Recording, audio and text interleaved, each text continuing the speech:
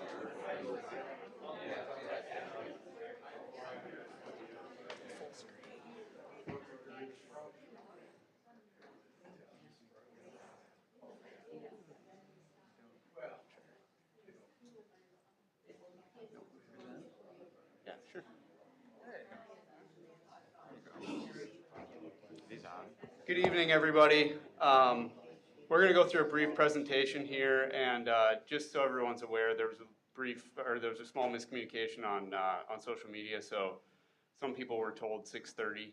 So we're going to do another presentation after that.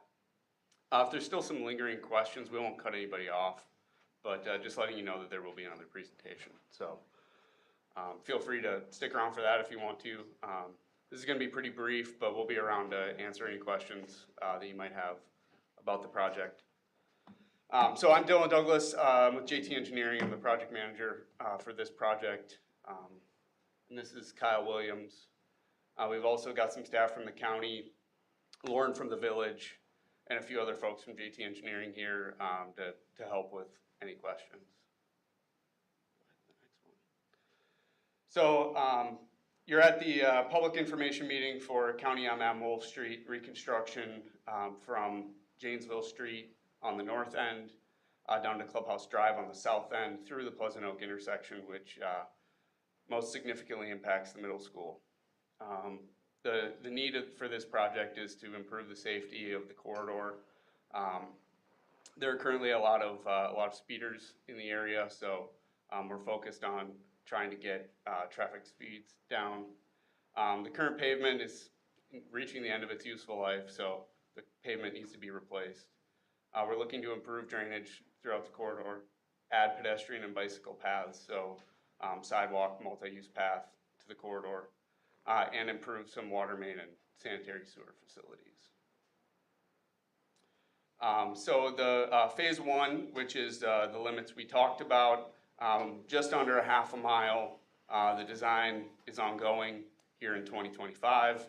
The construction is estimated for 2026. The intent of the project is a full reconstruction with two lanes, converting 2 lanes of a rural section, so shoulders and ditches, into a urban cross section of curb and gutter and sidewalks. And the project is funded jointly between Dane County and the Village of Oregon. Here's an overview of the corridor. So like I said, starting at Janesville Street, mostly 2 lanes bidirectional traffic between Janesville Street and Pleasant Oak intersection, and then extending to the south a little bit further to Clubhouse Drive to tie in. A couple other intersections impacted are Elliott Street and Concord. And then we'll, Kyle, if you don't mind, can you zoom in on that or not? Just might help some visibility here. Okay, we'll grab it on the next one. Go back to that alternative A. So alternative A, major difference between alternative A and alternative B is that alternative A is a roundabout at the Pleasant Oak intersection. This is a single lane roundabout to help facilitate some of those lower speeds that we talked about. There's a lot of traffic that coming from the Brooklyn area, coming down the hill, struggle to slow down to the 25-mile-an-hour speed limit. So the roundabout will help with that. We also see the roundabout being helping with the peak volumes of the school. Probably doesn't ultimately fix every problem with the peak volumes of the school, but it should improve the functionality of that intersection. We're also looking to improve some of the bus turning movements into the school district parcel there. The bus turning movements, so getting buses off the street and into their into the school driveway a little easier than today. Thank you. And then alternative B, basically outside of the Pleasant Oak intersection is the same, but this shows a similar intersection to what's there today, but with a traffic signal. So this would be adding left and right turn lanes on Pleasant Oak to get traffic away from the school, and then also a left turn lane northbound into Pleasant Oak, and then a right turn lane southbound into Pleasant Oak. So the typical section of, and when we say typical section, that's basically the lane configuration that we're looking at for this corridor. It's 11-foot traffic lanes with a 4-foot urban shoulder. Curb and gutter, like I talked about earlier. One of the things we'll be doing is removing the 2-way left turn lane. So That's up near the headquarters area, and those can cause some confusion, and there's just not enough left turning movements to warrant a two-way left turn lane. So we'll be removing that. In place of it, we'll have a dedicated left turn lane to go to Concord, but the two-way left turn lane will not exist elsewhere. We're going to also add pedestrian and bike facilities, as I discussed. So on the east side of the road, we're looking at a 10-foot asphalt path, and then on the west side of the road, a 5-foot concrete sidewalk. As discussed, alternative A is a single lane roundabout. Some of the reasons why we like the roundabout for this intersection is to reduce speeds, improves the safety for pedestrians, improves the congestion during peak hours, and the warrants for a traffic signal were not met.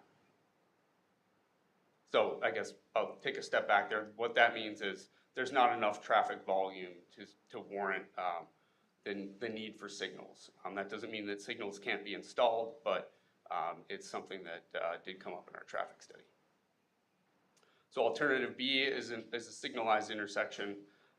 Still improves the safety for pedestrians.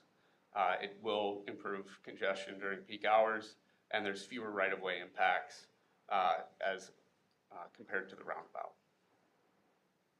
So that pretty much concludes our presentation, short and sweet here, but we'll be available for any questions, or if anybody has any questions off the cuff that they want to ask for the group, feel free. Go ahead. So you just proposed two alternatives. When will you make the decision about which alternative is the one you're going to pursue? So we're working through a few things, some cost-related items, trying to weigh the real estate impacts versus some of the other costs that are associated with this, and I'll turn it over to Lauren for some more on that. I would anticipate that we'll likely have a direction by the end of June, early July. Can you speak to the pedestrian safety, traffic signal versus roundabout? Yeah,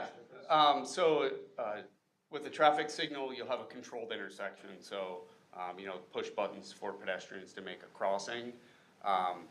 We are not proposing median islands for that, so there wouldn't be pedestrian refuge, which means that a pedestrian has to go all the way across the road in that scenario.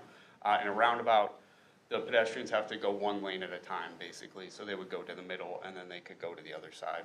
So it gives them shorter distances to have to get across traffic, and gives them that refuge in the middle. Have you taken into account for your single lane roundabout, the truck traffic involved, particularly, well, actually all day, whether it's dump trucks or semis coming in, farm equipment? We have. I am surprised that you think a single lane roundabout will take care of the problems for that intersection. So we ran truck turning movements, a full-sized interstate semi through that roundabout. And it drives quite well. Kyle did the analysis on that. So when we say single lane roundabout, that is the lane, the asphalt driving lane. There's also a concrete apron that oftentimes semis need to drive on to get through the intersection. Still surprised. Are pedestrians going to be standing on an apron? No. Nope, that's in the very center of the island. Pedestrians don't go there. Pedestrians are on each leg of the intersection. With the expansion of residential building on the east side of Wolfe Street, or MM, and the proximity to the school, and the logic that some kids are going to be walking from one side, crossing MM, go to school and back. With a roundabout, there's no stopping of the traffic. With a light, there would be a stopping of the traffic, and buttons for the pedestrians to push to have safe crossing of the street. Somehow the potential for, or the likelihood of increased pedestrian traffic, particularly for kids, it seems like not having a system to hold the traffic for pedestrians would be less safe than a light with a button. One of the things that we've considered as part of the roundabout option, and really as an amenity to the other parts of the corridor, is to add RRFBs, so rectangular rapid flashing beacons. So those are the yellow signs that flash when a pedestrian comes up and pushes the button for increased safety of a pedestrian crossing. That's not something that we have proposed at this point, but we have discussed to increase the pedestrian safety on the corridor. You review, what you mentioned before, about which side of the road you're gonna put the sidewalk, the path on the other? Yeah, we looked at both options, ultimately landed on the bike path, the asphalt, the 10-foot asphalt path being on the east side of the road for a few different reasons. The biggest being a maintenance reason, and I'll let Lauren speak to that one because she's got a little more knowledge on why than I do. Sure. So, like Dylan said, there are many reasons, but one that we looked at was the Fox Run Court neighborhood. If you put a sidewalk there, they would be in the unenviable position of having sidewalk on both sides of their property, which in the village, the requirement for maintenance and shoveling, ice clearance of the sidewalk is if it's adjacent to your property, you are responsible for that. Now the village actually clears all of our bike paths, so in addition to being the best engineering design, this also had the added benefit of we're not putting that burden on those residents to have to clear two sidewalks on diametrically opposed sides of their property with no easy way to get back there. I'm sorry, I don't quite understand that. Could you show on the visual? Absolutely, How yeah. that would work? Yes. Is that a good view, Lauren? Pardon? Is that a good view? Yeah. So are you looking to understand kind of the general concept or how in this specific instance? The conflict of the residents Yes. having to clear both things. That Yep. doesn't quite make sense to me. Yep, absolutely. So this here is Fox Run Court. It actually runs north-south, kind of jogs off of the main County MN here. And it's hard to see because this picture is a little bit blurry, but it is kind of a residential cul-de-sac. And there is this sidewalk here, as you would see with a normal residence.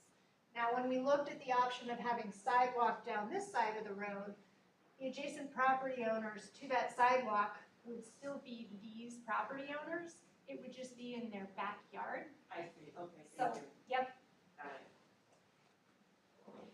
So with putting the bike path in there, that's my yard right there, the one that is the bike path, is very invested. How are you going to do the elevation where you join the bike path into a pretty steep berm on the back of that property?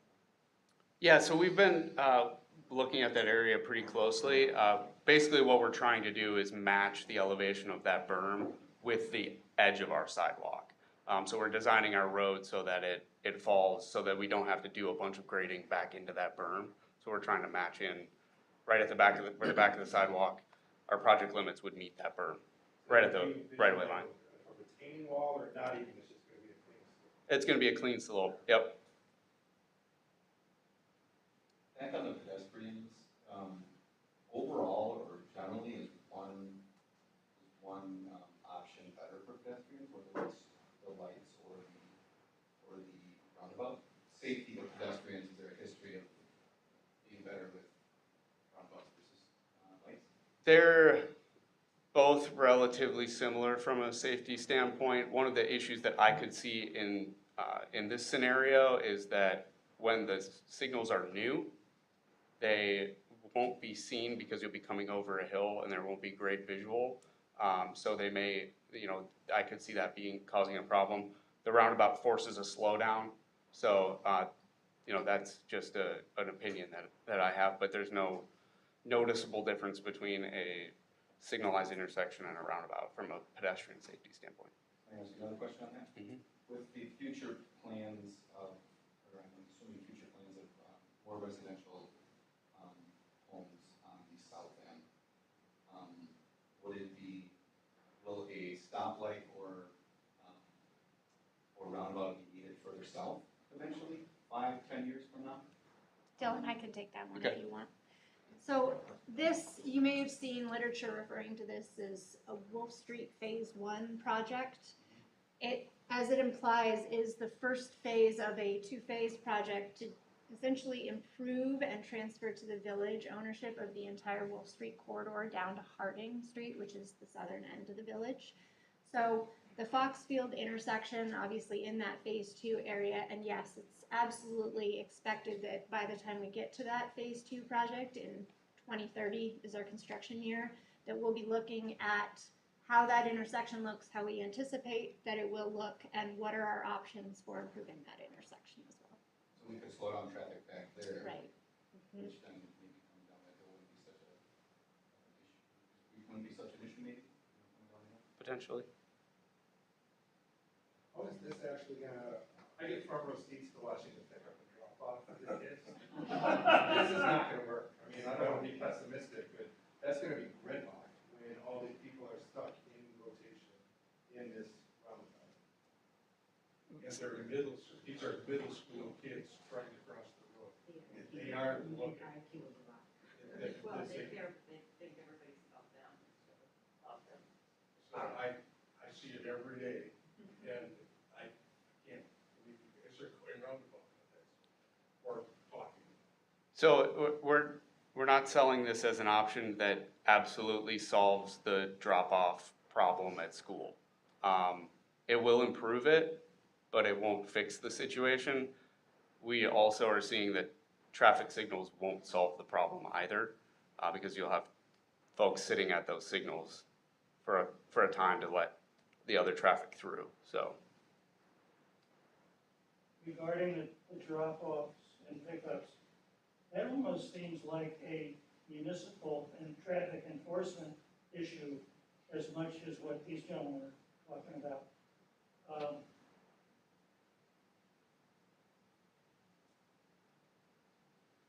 You can't do it with engineering mind. Yeah. Now, question. Is it with, okay, if not by completion of Phase 1, or Part A, or when we get to Part B, is it within the powers of the village or the county to limit the size of the trucks on that stretch? I don't know the answer to that. I do not know either. Dane County? Yeah, right now County Highway MM is open to truck traffic. And it's typically, I believe Janesville Street and Main Street, those are also County Highway MM. I guess your knowledge, is there a restriction on trucks? The only restrictions that I can think of for any village roads is we do have some weight restrictions, but those are really on peripheral roads that have a structural problem. I don't think we restrict size of traffic on any other roads in the village. And typically with those old county highways, like they're Right. built up to handle those large roads as well. I mean, a lot of things with Highway 14 being right there, I would imagine most trucks do typically take Highway 14. This is a fact of truck now. Right. And I listen to cars engine braking down that stretch right there, and then there's a sign. And every night you hear them engine braking. I think it's a pretty busy stretch of road because it's pretty neat for the trucks. Well, there's a You know, quarry up the road. Exactly, there's a quarry, and they're coming down and they're going to wherever their new building is, or wherever they're taking their stuff. And it's, I mean, I hear them at 5 o'clock in the morning, they're out there really early and they're busy, and it doesn't stop throughout the day. I mean, we might want to think that that's not gonna impact that school, drop off and pickup, but it will, because those kids, I'm sorry to say, they're thinking of themselves and getting to mom and dad's car, not necessarily what's safe for them to get across the street. And they jaywalk, they don't go up to the crosswalk where you can push a button and the lights flash. I mean, I live there and I watch them almost every single day, and I kind of shudder to think that if I were a parent, when I'm teaching my kid of how to be safe, to get across from one side of the street to where I'm picking them up. Because they don't go up the hill to pick, to have mom and dad pick me up there. They're double parked on that street. I mean, we've all seen them, and it's scary sometimes. So Laura, when it becomes a Village of Oregon road, will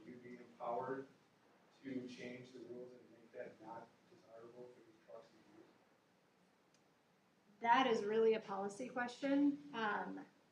In my position, that's not something that we would be doing. That is certainly a question for the village board and the public works committee. As I said, I can't think of any other examples where that has happened. One thing that I will note is that WISDOT does own a corridor of property that is closer to the village than the current WISDOT corridor. And they've had that for years, and kind of in waves have discussed moving that Highway 14 towards the village. This project has been delayed many times, but it's still on their radar, and at the time that that happens, I anticipate there will be quite a lot of discussion as to how to improve that corridor in a way that makes it a lot more desirable of a route for those larger vehicles. You're So, talking about then straight 14 with the correct. Lexington in Yep. there? Yep, right in there. Is there an overall cost difference between the two options that you? No, not really. Percentage, like typical? Roundabouts and traffic signals are typically very comparable in cost. So whether you go with option A or B, the bike path is going on each side. Correct. I'm happy with that. I'm not sure how many get snow blowers on.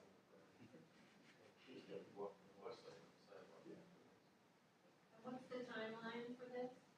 The estimated construction is 2026, if all goes well. After school gets out? So our proposed staging of construction would be to keep the intersection and most of the road open prior to school closing. The road would be closed when school's out of session, and then if there's anything to finish up once school starts back up, then that intersection, most of the road would be back open again. What about access in and out of Fox Run and Foxborough? There's literally only one way in and out. So during what is the access going to look like? Are you going to not be able to turn right for like 6 months? We have yet to vet that out. Typically during construction of a roadway, local traffic is allowed to go through the work zone. So we put stipulations in our contract that the contractor must allow that to happen. You mentioned earlier that this project is jointly funded by county and village funds. Is there any federal money being anticipated coming to the county or the village for this project? And Not that I'm aware of, but I will. Not for the For- village's portion, it would be funded through general borrowing. Jeremy? Yeah, same with the county, that'd be county funds. I have a question. We consulted the school district about putting a bike ped on the west side as well, that leads to the school. We have consulted with the school district. We haven't specifically discussed putting any sort of bike path on their side of the road, but I mean, that's something that could be considered. One thing that in the roundabout option, I know Kyle's trying to get here. What ends up happening is you put a partial bike lane in a roundabout intersection because you don't want bikes to go through the intersection. So the bikes, I can try to point up here. So like there is an example where bikes go off, that becomes a bike path, and then it would continue towards the school, and then bikes would go back on. Given it's an elementary school though, we're gonna wanna keep most of the bike traffic off the road. And that, you know, I and would that. assume they're probably gonna be going down the west side.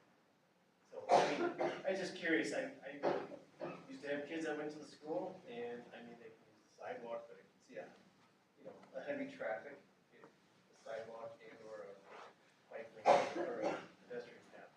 Yeah, I mean, we considered, you know, the bike lane or the multi-use path on each side of the road. We don't have the right of way to put it on both sides of the road, so we had to use judgment to pick the side that it was on, and ultimately, this is what we came up with. And the reason you don't have 4 lanes going down to Janesville is because you don't have room.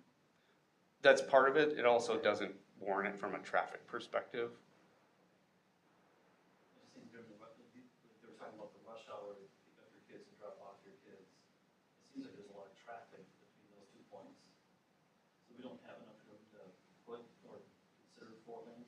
I mean, basically, with this configuration as it is, we've maxed out the right of way.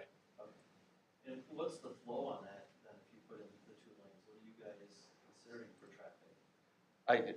Do you remember? I don't have it off the top of Yeah, my I head. don't but remember the numbers. The intersection, I believe it runs at a level of service A, which is the best that it can.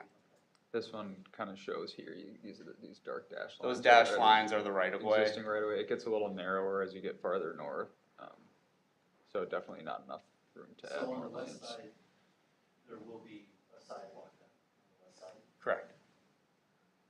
So you do not know the number of cars, the traffic flow in there at any time. I don't have it off the top of my head. We did do a traffic study, but that's not something that I can just regurgitate right now. I apologize. But the level of service is what the intersection runs at. It goes A through F.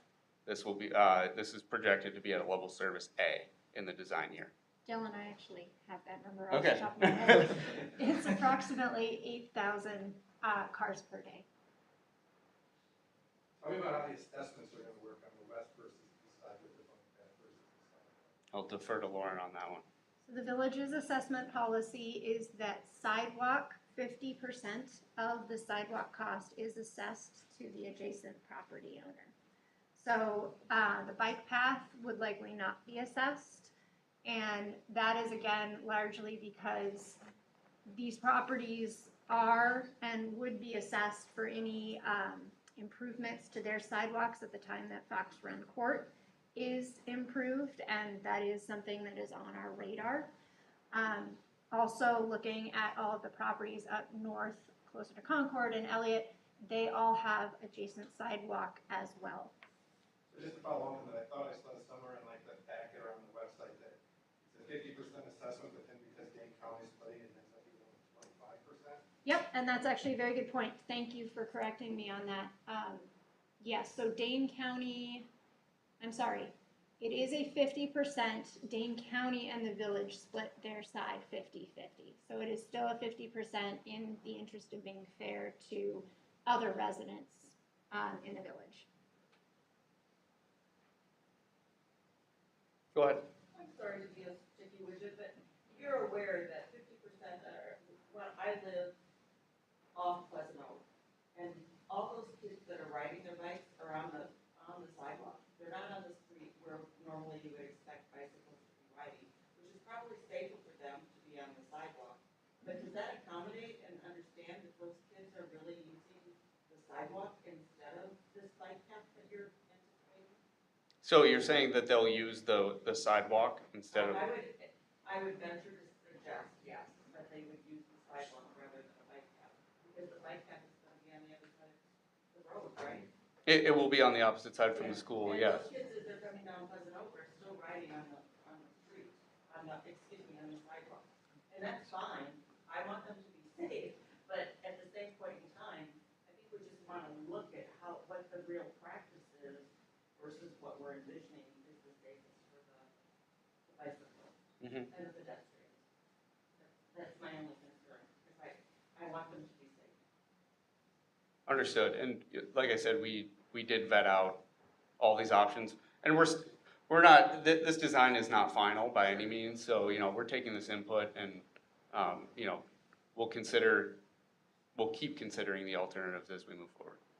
Where does the sidewalk on the west side end? Because I know up in that Autumn Ridge Phase 3, there's a sidewalk that just ends already today. Like, are they gonna connect those two, or where's that sidewalk gonna be?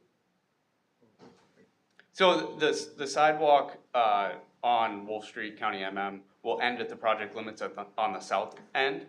You're still gonna have a gap. But yeah, and then when the next phase comes through, it will take the sidewalk to the south. Go ahead. Is there any storm sewer? There is storm sewer. irrigation going along with it?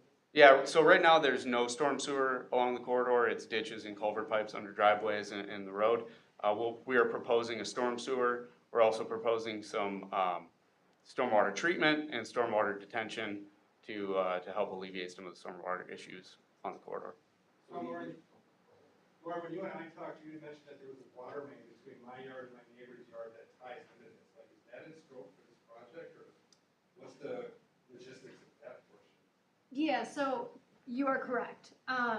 The water main work for this project will include picking up the water main where it terminates now, at I believe Elliott. Just south of and- Elliott, I Yep, think, just yep. south of Elliott and Wolfe Street. And we'll bring that water main down and connect it in where it comes across your property.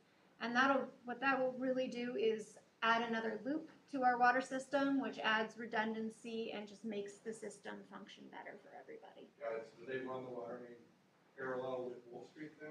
Correct, Okay, yep, and then they'll just catch it right? So we sent you pictures of flooding, Mm-hmm. 2019.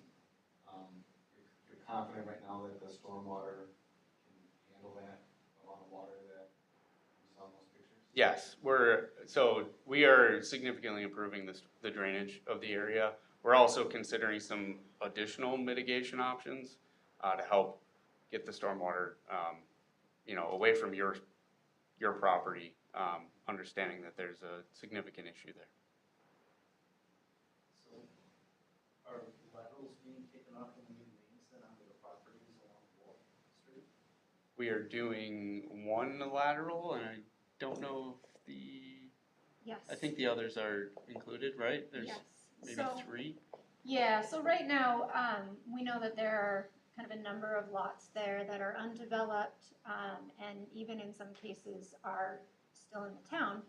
And our plan is to stud out likely oversized laterals for both water and sewer to those lots, so that in the event that they ever want to develop, they have those services to tie into. And hopefully those services will be large enough that if they choose to develop into a commercial or a multifamily or something larger than a single-family residence, they've got that, and we don't need to cut into a new-ish street to add a larger service. So are you then considering like waters would be a 2 or 3 inch takeoff from the main? Likely, yeah. Okay, and then what are you doing for your sewer line? We typically do a 6-inch service, and that's for all sewer laterals now, so we'll look at a 6 or even an 8 if we think it's warranted. And will the property owner be responsible for any of that? We do not assess sewer or water services up to the property line. So is the challenge with, in the bike path on the west side, the issue of condemnation with the school's property then to try to do that? I know there's a law in Wisconsin where you can't condemn property for bike paths.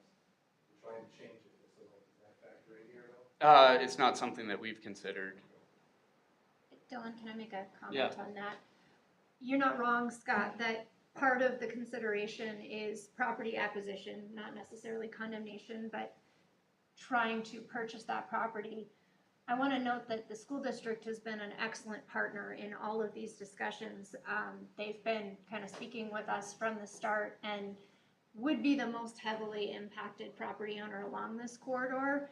And we want to be good partners too. We don't want to ask for more, but certainly if the district comes to us and says, hey, please, we know that this is going to happen. We want to consider our students on this side. We would very much be opening to listening and talking with them to put together something that works for them. So, Plan A, the go-around, is gonna be very unfriendly for pedestrians and bikes. Is it also gonna take up more space? The roundabout takes up more real estate than the intersection with signals. But, neither option has been chosen at this point. As Lauren discussed, we're hopeful to have a decision by the end of June, early July. With that decision by the end of June or early July, John and I, school are probably the biggest impact on property. Will there be further discussions with us before you choose a direction as far as what part of the property might be Yes, need to be acquired and what might need to be moved? yes. And then parking with the roundabout again on the street, remind me what will be allowed for parking on the street, specifically, I'm worried about the south side. Yep, so, and we discussed this when we talked, we intend to make that, the south side of the road at least 20 feet wide to allow for parking and a through lane. so that you don't lose the street parking that you have today, that you need. So on the west side, again, down Wolfe, sidewalk 4 or 5 feet? 5 feet. 5 feet. What would they do about the middle of it? They go with the roundabout, Maura and I talked about it previously. Are there any new plans or designs for how they're gonna match that to be a circle of concrete? Be a huge eyesore? I mean, that would be up to the village to landscape if they so choose. I've seen roundabouts go, just have the grass knob on the top. Stoughton, I think, did a really good job with their roundabouts, landscaping them. What would the signage on this? Like, I keep envisioning the roundabout over by Culver's, and that looks pretty industrial. So like, what is the sign mounts and all of the signage going to look like for this roundabout? Very typical to a standard roundabout, so probably similar to what you're used to seeing elsewhere in town.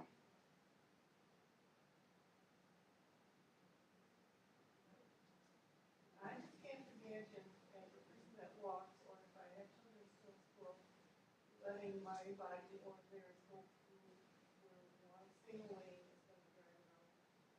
Where am I going to walk? So in the roundabout, you cross one lane at a time. So you're not crossing the center of the circle, you're crossing the legs of the circle, and you go from one lane to the middle, from the middle to the other side. So you have refuge in the middle and you don't have to go across both lanes. That's part of the reason why it's a little more pedestrian friendly. So is that like a curved refuge or is that Yeah. just like? Yeah, it's a median island, yeah. I would also add that the roundabout is gonna be slowing traffic down significantly compared to the existing. So I guess when you think about crossing this intersection now, and we know there's a big speed problem through there, the roundabout forces people to slow down, and even to your point earlier about some of the kids maybe making questionable crossing decisions, the roundabout would be a huge help for that because it's gonna slow traffic down. Like, nobody's able to drive 50 through this intersection if there's a roundabout there.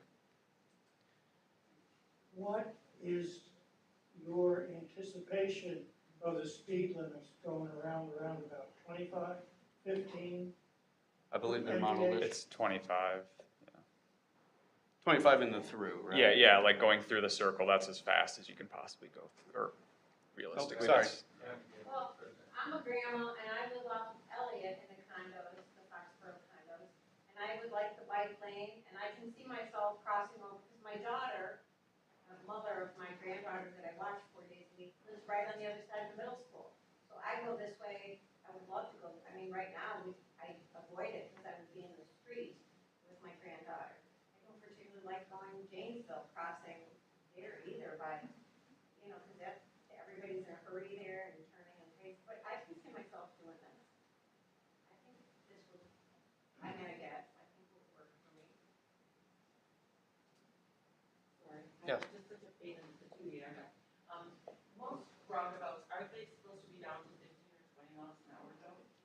I mean, the other day I was on Highway 14. I was coming north to come back to Brooklyn and then up to Oregon. And I swear the person who was coming south on Highway 14, he must have been going at least 40 miles an hour. Because I literally stopped in the middle of the roundabout because he was going so fast that I didn't think he was going to stop for me. And I was the person who went the right way. So I would just suggest that 25 miles an hour is too fast for that roundabout. I'll let Kyle speak to that. It's, sorry, I should have been more clear. It's not gonna be signed for 25 through the intersection. When we model these roundabouts, we do something called a fast path, so you draw a line to figure out what the radii are and what, like, the fastest you would be able to drive this, and typically we design single lane roundabouts to be 25 miles an hour as like the fastest you could realistically drive through there. Would there be precedent elsewhere in the county for having flashing signs that diminish the allowable speed during the periods of time when the schools are filling up and emptying during the times? Coming and going. Slow down to 50, you may give them 25 miles an hour in general, but when the schools are filling and emptying, could you flash 15 miles an hour and enforce it so that, Isn't it school zone already, so don't they already have to do that?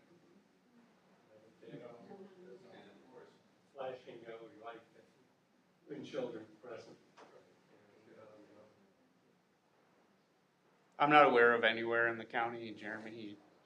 City of Madison has 3 different locations where, by Lopala is one of them, where they knock the speed down to 20 or 15 when kids are getting out for lunch. Is that a dynamic sign that changes? Okay. So is the school, obviously they looked at these plans, are they planning to have crossing guard? All in these 3 different crossings during this, or?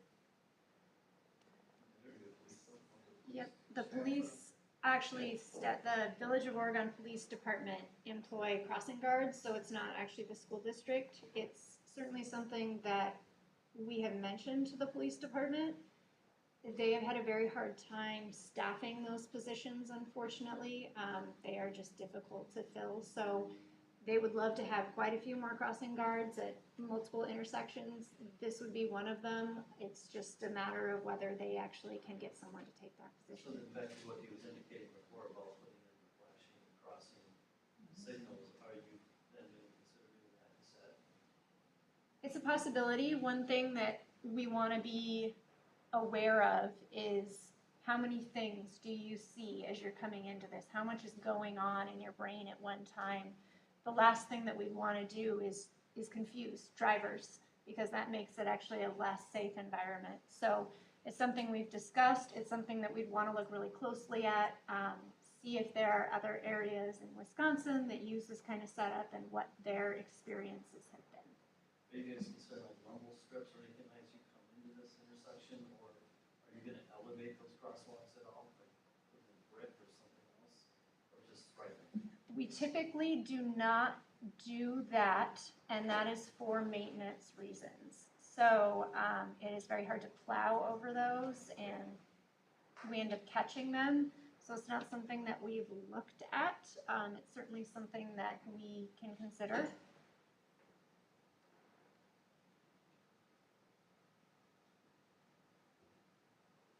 So it seems like a traffic light is the tried and true method. Where cars come to a stop, people can cross, they don't have to go out on some kind of island, they don't have to have flashing lights. It just seems like you don't take up as much real estate. I think one thing to keep in mind with the roundabouts and the safety is that there is 50% less conflict points with roundabouts and pedestrians. And then also if you think about, to Kyle and Will's point on, you can't run a roundabout, you can run a red light. So if somebody does run a red, I'm a mom of 3, thinking I don't really like my kids crossing along the intersection, the signal intersection. Because, like, I live in the Urbana area in Madison, and people are running those red lights constantly. So even though they do have a walk signal, if you think about the safety of actually slowing that traffic down.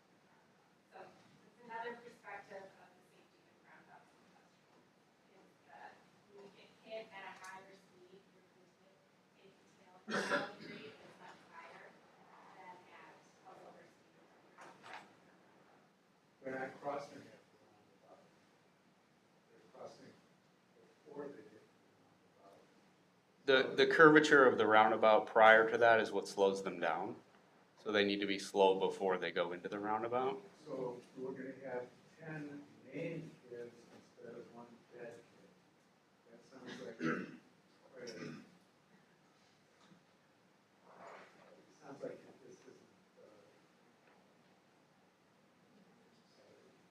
very convincing. You sound convinced you want to do a roundabout. That's what you want to do. That the no decision has been made. Well,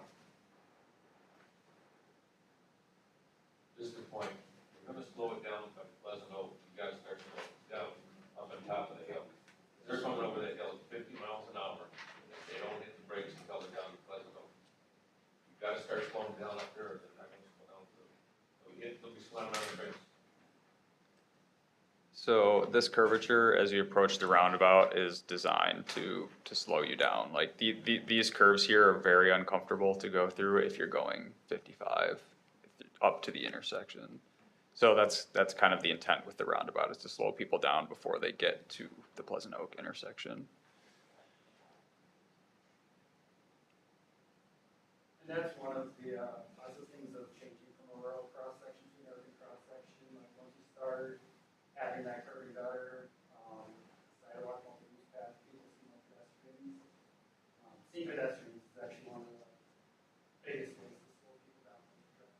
So as this does become more urbanized with this project, that you will definitely start to see people slow down, especially as they're approaching this intersection.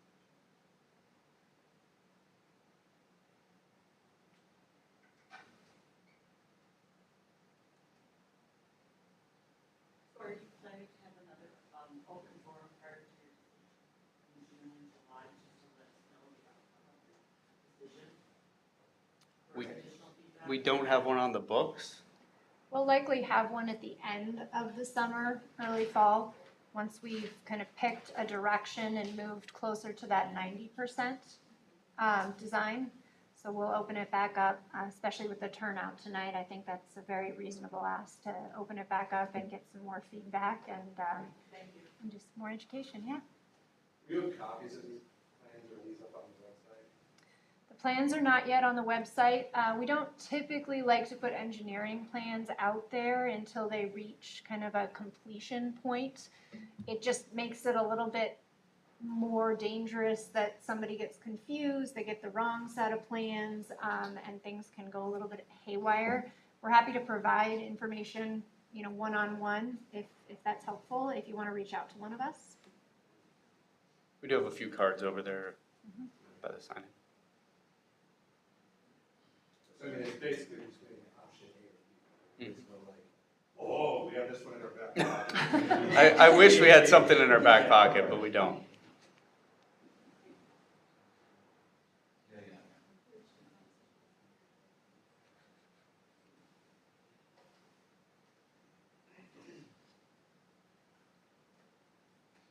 Okay, well, I see no further questions. We'll hang around here for a little bit longer. If anyone has questions they want to ask us, one-on-one, we'll feel free to provide some input for you. Thank you. Thank you.